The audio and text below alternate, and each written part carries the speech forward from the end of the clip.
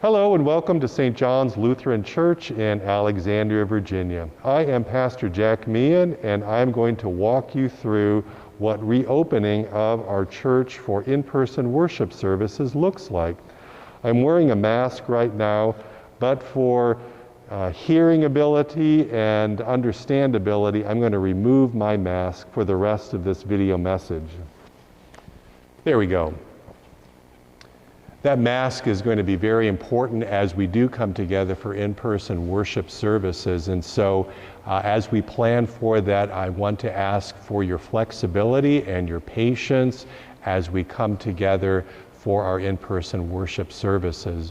First of all, I want to say thank you to the members of our reopening response team. They've done yeoman's work for a good long while now. They include Greg Miller, our chairperson, also Patty Crampton, Rachel Dancy, Andrew Ellers, and Judy Weichert. Elizabeth Auld, our congregational president, and myself have also had input into this process. Our ultimate goal is the safety and well-being of everyone who comes on site for in-person worship services, to make that a blessing to us all.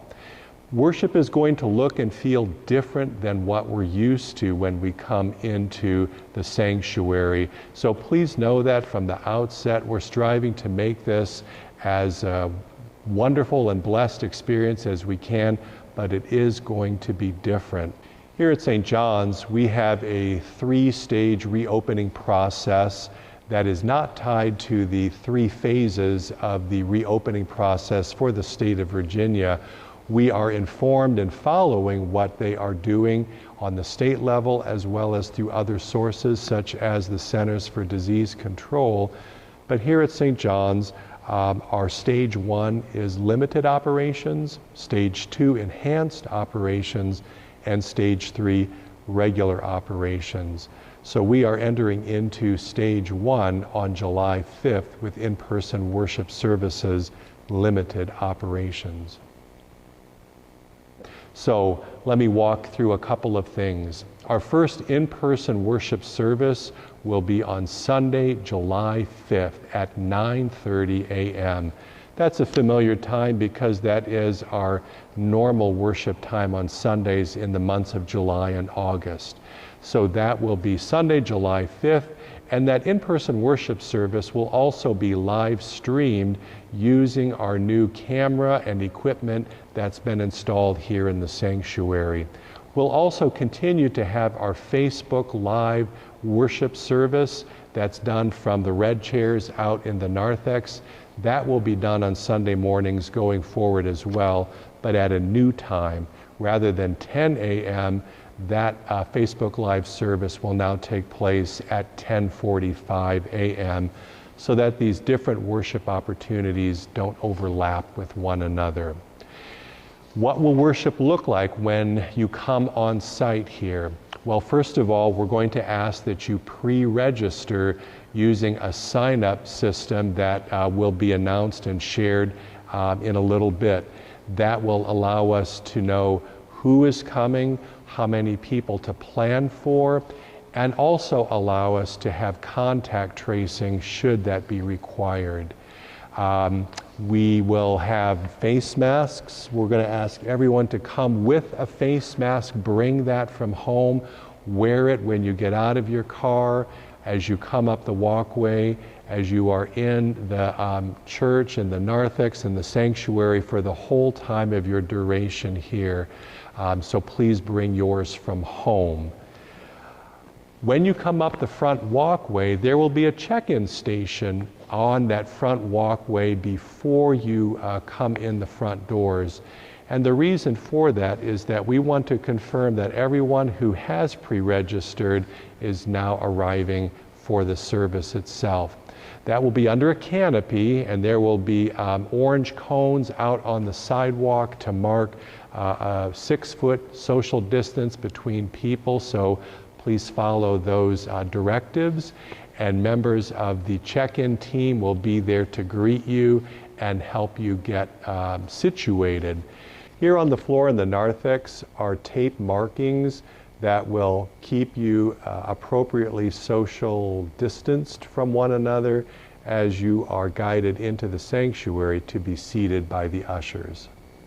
And then the ushers will see that you are brought into the sanctuary and seated at a designated spot. The pews in the sanctuary are being divided up into different seating areas with tape marking off those seating areas. This is to preserve that 6-foot social distance around individuals and family groups that, together with face masks, is really necessary in dealing with the effects of the coronavirus. So we thank you for your patience and your flexibility with those items as well. What will the worship service look like? It will be a service of the Word here in the sanctuary. There will be instrumental music for both prelude and postlude, but we will not be doing congregational singing. There will be congregational responses spoken back and forth, and the service will be about 45 to 50 minutes. Holy Communion will not be part of that service. However, Holy Communion will be available after the service is over for those who wish to remain to receive that. It will be done in an abbreviated format, similar to what we're doing now with communion by appointment. After the service is over, we're going to ask that you wait in your pews to be dismissed by the ushers, and the reason for that is to avoid a backlog of people all exiting at the same time from the sanctuary, so that people are spaced out through the narthex and exiting out into the outside.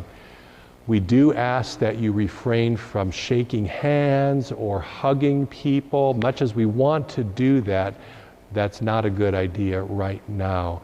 There'll be opportunity for fellowship outside after the service is over. Please know that there are areas of the church that are not going to be available for you to use. The fellowship hall, the church office, the upper and lower levels of the education center, together with the library, all of those spaces are off limits in order to keep them sanitary as much as we can. The library will be open for nursing mothers who need a place for their children, so that space is going to be reserved for that. After the service is over, again, you can go outside, talk with people, fellowship with them on the sidewalk or in the parking lot, but please wait to do that until you are outside. So as we reopen our church for in-person worship services, you will probably have questions, and that is to be expected. You are welcome to contact the church office with any questions or concerns that you have. Those will then be directed to the right people. The church office contact information is office@sjlc.com, and the office phone number is 703-971-2210. Thank you very much, and may the Lord's rich blessing be with you.